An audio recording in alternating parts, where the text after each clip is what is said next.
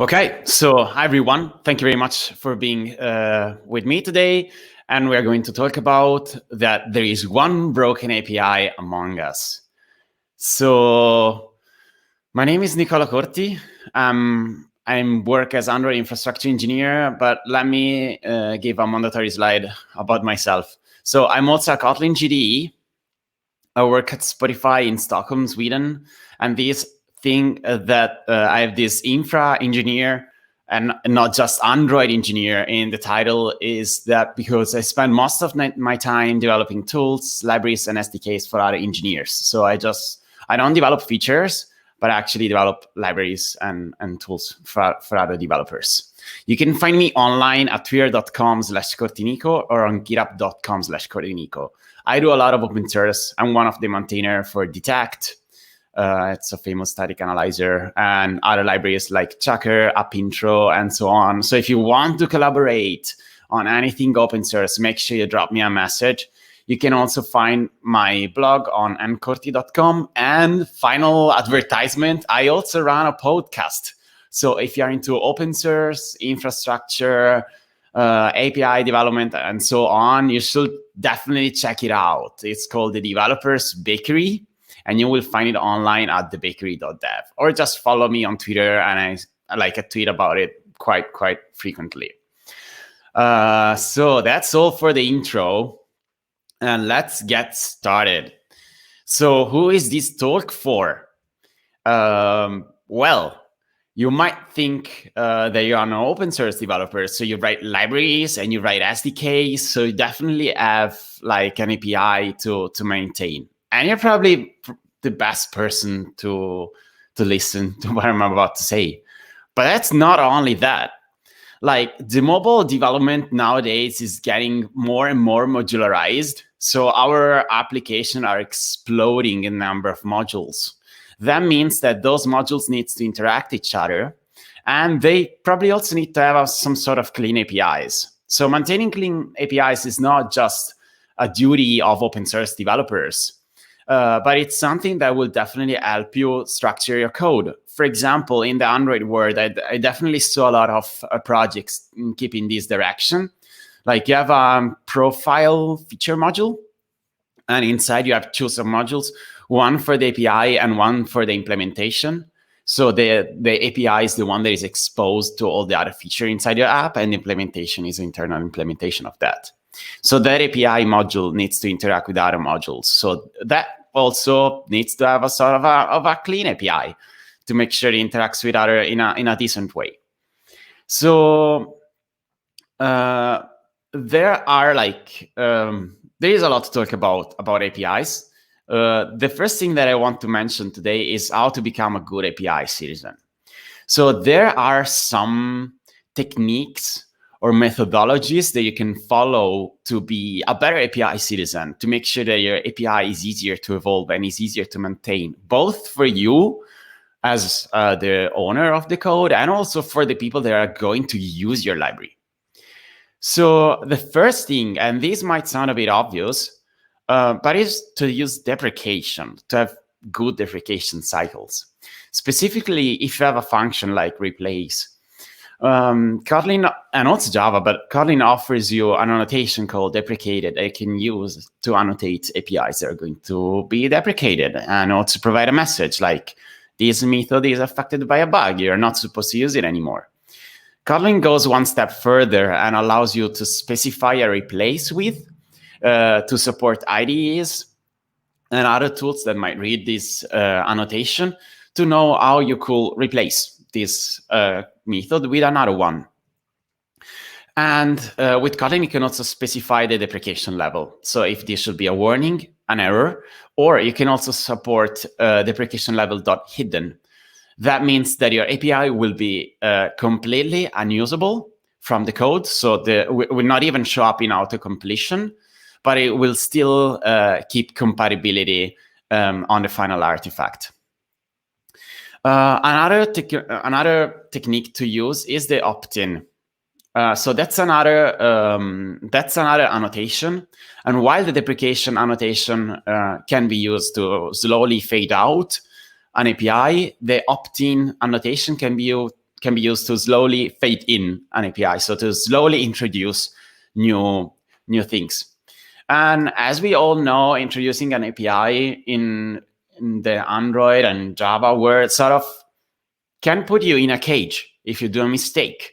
So you don't want to commit to an API if you're not sure that that's going to be supported for a long time.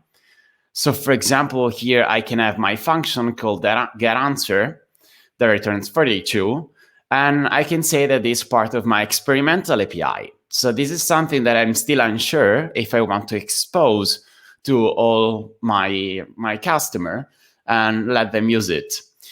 This my experimental API is a new annotation that you need to create.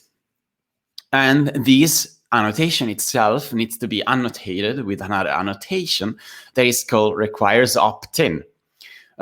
This requires opt-in is an annotation from Kotlin, and this lets you work with this opt-in system. So when someone will try to use your function, so let's just try to print what this getAnswer will do. They will have two options. The first one is the propagating approach. So they will declare that main is also part of this experimental API surface.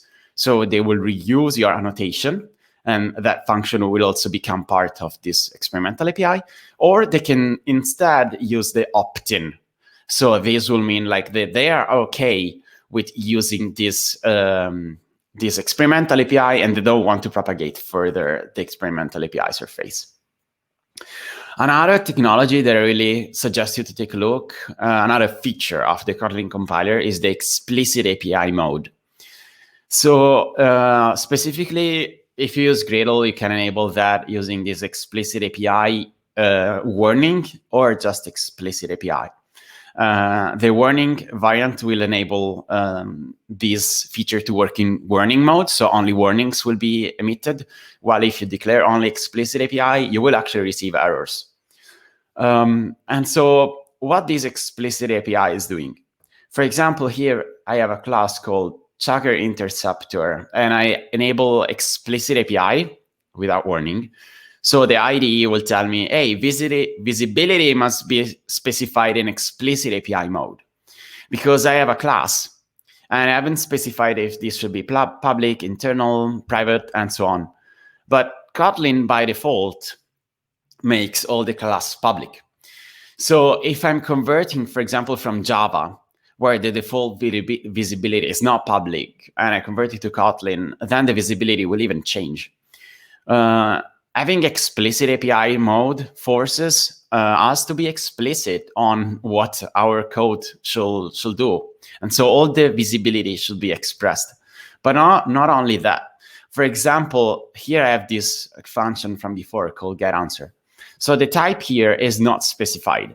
The type is implicit. It is inferred to be int because the expression on the right evaluates to an int. But if you, by any chance, you go there and you add a .0, like you change it to that, you're actually changing the return type. It's not an int anymore, it becomes a double. So this is a breaking change. Like it's a function that is not returning an int anymore. So explicit API mode forces also to specify the return type explicitly for all the public APIs. So in this case, this will be the correct declaration if you have explicit API mode enabled. So public fun and the type explicitly written there. Okay, so the last technique that I really suggest you take a look is the semantic versioning. So this is not an annotation, it's more like a technique that I invite you to follow. And this means that you should use a name, like a version for your APIs or libraries that is composed by three parts. A measure number that you bump every time that you introduce a breaking change in your API. A minor number that you bump every time you introduce new features that are backward compatible with the previous version. And a patch version that you bump whenever you just introduce bug fixes. There is actually a lot to read about semantic versioning. There is this really cool introduction that is translated in a lot of languages and as a summary, but it also has a really cool Bacchus-Naur form grammar for how the the semantic version should be expressed. And the reason why it's cool, looks a little bit complicated over here, is that this is actually machine readable. There are tools, and we will see one afterwards, that are actually able to read semantic versioning and understanding if you're bumping the right number or not. So I really invite you to be strict on this and just don't try to add too much emotions when you do releases. Maybe you're making an API and it's worth a major bump, and you say like, oh no, I don't want to release 2.0 because 2.0 should be like a big release, should contain a lot of new features. Just be strict and use semantic versioning as it should be used. And so this is cool. It's all like a hypothetical thing that you should do, and those deprecate and opt-in are nice features, but the problem is that you're totally free to don't use them, and you're totally free to remove functions and API from your public API surface. And people will complain because they can't use some methods anymore. So there are actually tools that will help you evolve your API. And today I'm going to present you two. And I'm a strong believer that they help maintaining API and having healthy API. So the first one that we're going to see, it's called Binary Compatibility Validator. And this is from Kotlin. So this is actually open source on GitHub at Kotlin/binary compatibility validator. So this is sort of like a first party tool, like it's from JetBrains, and they actually use it for evolving the API of coroutines or other libraries at JetBrains. And I want to show you how to set it up. So it comes as a Gradle plugin. So you just add a dependency, a class path dependency, and you apply the plugin. And then you need, it will just work like that. Like you can actually invoke a task. But if you want to go one step further, you probably need to configure it a bit. So you can use this API validation block to specify first if there are ignored projects. For example, if you have a library, you probably sometimes also have a sample project next to the library, and you don't want that project to be considered when the API surface is scanned. Like you're not interested if the sample project has like some test function or so, like you can ignore it. You can also ignore packages. For example, with Chucker, there is an open source library I'm maintaining. We do have an internal package. Things inside the internal package might actually be public, but they are in the internal package, so you're not supposed to use them. That's really common if you have a library that is composed by multiple modules. They interact each other, and they need to have public visibility because modules need to interact. But at the same time, you don't want to maintain that part of the API, so you can just specify a package that should be ignored, as well as non-public markers. So you might have an an annotation that you use to define the part of your API that are not supposed to be exposed. For example, internal API annotation here.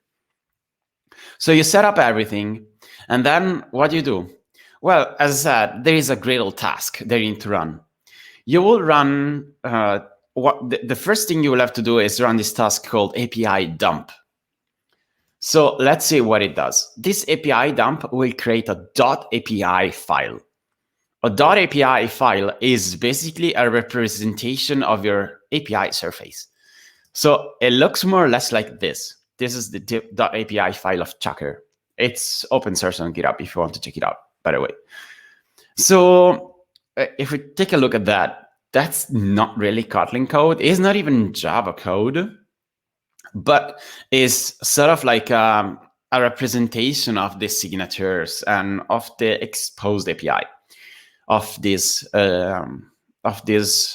class. In this case, I can see that there is a field called instance of type Chucker.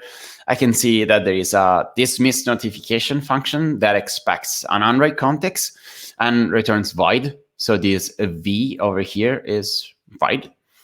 Then I can see that there is a function that is static and it's called getLaunchIntent and expects a context and returns an intent. And then there is another function that is not static, but it's final and is called isOP that takes no parameter and returns a Boolean. This Z over here means Boolean. So it's sort of like an intermediate representation, but it helps you keep track of how your API is changing. So, and that's it. You will have this big API file with everything in it. So the normal workflow is that you have this API file committed in your repo, then you do a change, and then you run API check. So API check is a validation task. So this Gradle plugin is smart in a way that it adds API check as a dependency for check. So if you're running Gradle check, this will run like all the tests, all the static analyzer, and also binary compatibility validator, the API check task. So it could say that build was successful because the API has not changed, or it could say build failed. So API check fails if the computed API in your current working directory is different than the file that is stored there. So what API check does, recomputes the API and does a comparison between your file that you have locally on the disk and the newly computed API. So let's see an example of a non-breaking change. I go on Checker Collector and I add a new public function called clear. And I need to call API dump, and I need to commit a change of this API file, because otherwise API check will fail. We'll just say like, hey, the API file that you have locally doesn't contain this clear function, so you need to recreate it. This makes it nice for pull requests, because I can see alongside the changes that I did in the code to the changes to this API file. So who is reviewing my code will see immediately that the API file was touched, so the public API is changed in some way. In this case, it's changed because a new line was added. So this is a non-breaking change. We are just exposing a new method. Let's see an example of a breaking change. So I go on Checker Collector and I have a show notification property that is a public var, and now I'm changing it to a public val. And that's it. So the API file will also be updated, and we will see that this public final fun set show notification that takes a Boolean and returns a void is gone. So what is actually happening is that the setter that is created from this Kotlin property, there was a mutable property, so it was a var, and I had the get and the set. The set is gone, the setter is gone. So this is effectively a breaking change. So how I noticed that? Well, my rule of thumb is whenever the .api file contains a red line, it's probably a breaking change. So you're removing something or you're changing something from the public API, then you need to pay attention. So the problem with this tool is actually that it doesn't really tell you if the change that you're doing is a breaking change or not. It just tells you like, hey, something changed. There is another tool that is also helpful, and it is in some way a bit smarter than binary compatibility validator. And it's called JAPI CMP. And let's see how it works. So JAPI CMP is a third-party library, and it basically is a jar comparison library. Like the about says, comparison of two versions of a jar archive. And yeah, JAPI, so Java API CMP is like compare. And that's what the project does. It takes two jars and checks if there are differences. So let's see how you can actually use it. So you can download it from Maven Central. It's not super, like from the README, I thought it was a little bit confusing, so I added a slide for that. You need to go Maven Central and download this jar with dependencies. So this is basically a fat jar that allows you to run java-jar that one, and it will just work. Otherwise, you will have to download the jar and set up like a Maven or a Gradle project and let it run. It's a bit tedious. So you can actually use this tool as a CLI tool, and it works. So you will invoke it with java-jar, JPI-CMP, the versions with dependencies, .jar. And if you don't know how to use it, the first thing you will do is run it with -h. So you want to see the help. And you will see that the help has a lot of flags. So you might be a little bit overwhelmed. But just to walk you through on how this tool works, well, it runs a comparison between two jars. So you need to give him the two jars. So you will do it with -n to provide the new jar, and you will do it with -o to provide the old jar. Okay, but this tool has also a lot of extra flags. And it makes for JPI-CMP a great tool to be included within your CI system. For example, you can say like, hey, you can stop, like you can return an error if there is a binary incompatibility or a source incompatibility, or if there are any sort of modifications and so on. And this tool has also the concept of semantic versioning, what I was saying before. So how you would invoke it actually. So how I actually invoke it. So I will pass the old library with --old and the new library with --new. And so one small note, if you are working with Java, like pure Java projects or pure Kotlin projects, like JVM projects, it just works with a jar. But if you're working with Android, you're working with Android archives, so AAR. And what you need to, like, this tool expects a jar. So what you need to pass to this tool is to pass the classes.jar that is inside your Android archive. And this tool doesn't want to play with resources or manifests and so on. So you need to extract that class, that jar file, and pass it to JPI-CMP. So what I usually use is the --HTML file. This creates a nice HTML report of what the changes are, and is really handy for like navigate. What I usually do, so with Chakra, for example, we have a package that represents our public API. So you can use --include the package and include exclusively. So you're telling JPI-CMP that you're interested only in this package. Otherwise, if you don't have such package, you can do something like that. So again, old new HTML file, ignore missing classes. So you would say like, hey, whatever classes these APIs referencing, don't try to search for that. Exclude annotation and exclude specifically packages that we are not interested in. For example, we use view binding in Chakra, so we end up having this data binding package that we are not interested in, and the internal package. So those are like just for references. But what's the end result? Like you run those commands, and then what do you see? So as I said, you see an HTML report. And the HTML report is actually really nice because it's a page that contains like the list of all of your classes. If there are new classes, like this one signed as new, and if there are modified classes, like if anything was touched there. It's modified in this context doesn't mean breaking change, because breaking change are marked with the question mark or the asterisk. So let's see an example of a difference between, for example, Chakra 3.2.0 and 3.4.0. And well, you see that there are a lot of classes that are modified, and that's fine, but a lot of them also have like a question mark.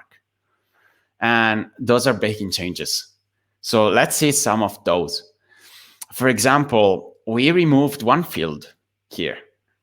So we are inside the Chakra class, and we have this public static final string that was called log tag. And the tool tells us that this field was removed. So what we did, we just removed the tag that was used for logging. because this was public, and I don't know, our users are not supposed to use that, but that was public. Like you could actually access it from your Android app. This is technically a breaking change, so we should have bumped the major version. We haven't. Well, that's our fault. So now that we use this tool, we discovered that we introduce a lot of breaking changes without noticing. And there are way more. Like, for example, I don't know, this class, Chakra Interceptor, that is one of the core class of our library. One constructor was removed. So if you were constructing this class using this list of parameters, it will just not work anymore. So really, take a look at this tool because it offers a really nice report. I know it's a bit long and overwhelming at the beginning, but it's also not super complicated. And it's really helpful to understand what your library is pushing down to your customer. And I mean, why I'm telling you this? Well, I'm telling you this because people will actually complain at a certain point. So I saw this happening with our library, and I saw this happening also with Coin, other famous library that are just like, they make changes and they don't bump the major version. So people just go and bump the version and they expect everything to work, but it doesn't. So pay attention to your API. There is one last thing. So what we saw before, binary compatibility validator was a Gradle plugin. This is more like a CLI tool, but you can actually use it also for Gradle. It's a little bit more complicated, and I want to show you how. So this might sound a little bit like black magic, but hold on, because it can be useful if you want to be super strict on your API. So you need to use a Gradle plugin, like a third-party plugin. It's also not the same author as JPI CMP. So yeah, you might have some problem between the two, but you can make it work. And so how do you make it work? You need to create two configurations in Gradle. So configurations, if you don't know them, they're like API implementation compile only. They're like a group. They're like basically a way to represent a class path or a group of dependencies. So you will create two. One that represent the latest version, the latest stable version of your library, and another one that represents your current setup, like the upcoming version. And then inside your dependencies block, you will say that current depends on your library project, like on the library they're currently developing. And the latest, you will say that this depends on the latest version, so version 3.4.0 that will be resolved from Maven Central or JCenter or whatever it is. You just need to make sure that you don't download also the transitive dependency, as you want just the jar, like you want to resolve the jar and not all of your dependencies around. So once you have those two sort of new configurations, what you will do, you will create a new task called JPI CMP. And there you will pass as old class path the configuration the latest, and as new class path the configuration the current. And this sort of like wires JPI CMP with these dependencies that you specified here. So your current project and your previous release version. Then here inside, you can actually specify like all the flags that we saw in the CLI. So the HTML output file, if this should fail on modification, if this should ignore missing classes, if there are packages to include, and so on. And it's really similar, but this allows you to run this tool on every commit. So you can actually fail the execution if something is broken or so on. There is one little note. So this is an Android project. So I can't just get the Android archive. I need to get the jar classes. So I'm using a get jar classes function to extract the classes.jar from unzipping the Android archive. This is, I mean, if you're not into this stuff, this is really a little bit of black magic, But again, if you're looking into something that integrates into Gradle, just my strong suggestion is to look into binary compatibility validator. So to wrap up, because I think I'm also at time. I don't know if someone will stop me now, but yeah, let me just recap what I presented you today. So the first thing, I hope I gave you the feeling or the vibe that evolving API is hard. Like there is this documentation that I often go back, and it's called Evolving Java-Based APIs 2. And it's from Eclipse, and it contains the list of all the possible changes that you can do to your API. And it can tell you, hey, this is binary incompatible, this breaks compatibility, like changing the name of a parameter is okay, changing the type is not okay, reordering parameters, and so on. And it's really complicated. There are a lot of things that might break compatibility that you're not aware of. But there are tools. And today we saw two to help you with that. So the first one, again, is binary compatibility validator. It's from Kotlin. It helps you to safeguard your API during your workflow. It's easier to integrate. It's specifically for Kotlin and Gradle project. It's just like a couple of lines. It creates this nice .api file that it leaves along with your project. Another one that is more powerful is JAPI CMP. Gives you fine-grained control over your API surface, and you can specify in which scenarios this tool should fail or not. And sometimes I just find it useful as an extra step before making a new release. So I just pick the jar of the old release and the jar of the upcoming release, and I compare them with JAPI CMP from the command line. And that is enough to block if there are problems of any kind. And then we saw a lot of techniques, manual techniques or processes they should follow to be a good API citizen. So make sure you stick to them and be mindful when evolve your API. That being said, I want to thank you very much for listening to me. Again, you can find me on Twitter, GitHub as Corti Nico. Make sure to drop me messages over there if you have any, and I'm more than happy to answer questions right now. Well, thank you very much, Nicola. Very interesting talk and very good. Like to see, very interesting to get an insight into clean API development. Thank you. Yeah, I don't see any questions in the chat right now. So please put down some questions if you have any. Well, I mean, I have some, so Go ahead. Other people have the questions as well. So for me, it's as I said, it was very interesting to get an insight into API development. So what is to you the biggest challenge that you face when you develop an API? So for me, I think I don't know. I noticed a lot of struggle in the open source community related to like releases and emotions. This is maybe like an engineering thing, but I noticed that, I mean, people don't want to evolve their API because they're afraid of doing a breaking change, and this being afraid of like making a breaking change will impose to release version 2. And they say like, oh no, we're not ready for version 2. Like version 2 requires like a lot of rewrite of this, and then we want to offer a plugin system and so on. My take is like, version numbers are free. Just use them. Like if you're about to make a breaking change and you have a valid reason for do that, just do it. Your amazing plugin system will be in version 3.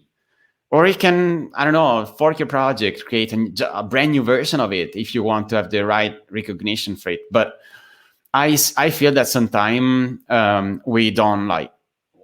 we block ourselves from pushing down breaking changes and having like a new, like a major version bump just because we are afraid of evolving something.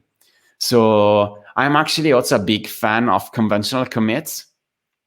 So if you use those commits that contains information of what you're about to do, like if it's a new feature, if it's a bug fix, or if it's a breaking change, you can use tools that automatically compute the semantic versioning for you. So like, hey, you have, I don't know, 10 breaking changes. This is a major bump, and so on. And this sort of like disconnects your library or tool from emotions, and it just gets you, forces you to use the version that your Git history tells you to use, basically. It's very interesting that these APIs that we see as these big technical monsters, where we think there's got to be 1001 technical challenges, then you see the biggest challenge is our own ego, basically. Yeah. And our own caution of taking a major risk. And so as I understand it, you say just take risks often. Don't worry so much about like that one perfect release that is gonna change the world, and hold off with it. And definitely versioning seems to be the big issue. Yeah, that's also the other thing. I saw also some people that just like they remove API under the assumption that no one is using them. Like maybe you have a library and you say like, oh yeah, people are not supposed to use this method. I will just remove it. I mean, once a method is public, you should be under the assumption that people are actually using it and deprecate it. Like, don't remove APIs if you're not entirely sure that people are using it. Because when APIs are public, people will most likely use it, and people will come back to you to complain that you changed something for them and their code base doesn't compile anymore, or they're just, I don't know. I saw like, this is really also not elegant and not cool, but I saw people extremely pissed on GitHub issues like, hey, you changed these. How dare you? You remove a method. Now you complicated my life. And it's like, whoa, okay, I'm doing open source. You know, I I do my best. But still, like, be mindful with your API. We want to make sure your library is used by the most number of people and everything works fine. So pay attention to that. Okay, well, interesting, yeah. I don't see any other questions in the chat. There's still a little bit of time, so please feel free to ask. If you can't think of a question now and then later on you're like, I should have asked that, then please ask the speaker at devfeststuff.com. Send an email. We make sure to forward it, so make sure it's also addressed to Nicola, so that we can. Definitely. I'm always unsure if these kind of topics are like too much open source only and infra related. So if you folks also have feedback on the talk, like if you would have preferred to see something else, or if it was too complicated for you, feel free to share it with me. You can find me on the major Slacks, like the Kotlin one, the Gradle one. You can find me on Twitter, on GitHub, really. I also happen to do a little bit of open source mentoring. So if you wish to get on board on any open source project, drop me a message. I have a lot of issues that I actually don't have the time to do myself. So I'll be more than happy to hand you over and to like support you joining an open source project if you're struggling with that. I know it's complicated at the beginning. I personally struggled a lot. So yeah, make sure you reach out and you connect with the open source community. Brilliant. Well, thank you for the invitation, and of course, always good to have like somebody you can turn to when there's this big mountain of like the first step into open source development. It's a challenge, and it's good to have a mentor. So thanks for offering yourself. Thank you so much for speaking. It was a pleasure having you. It was a pleasure to be here.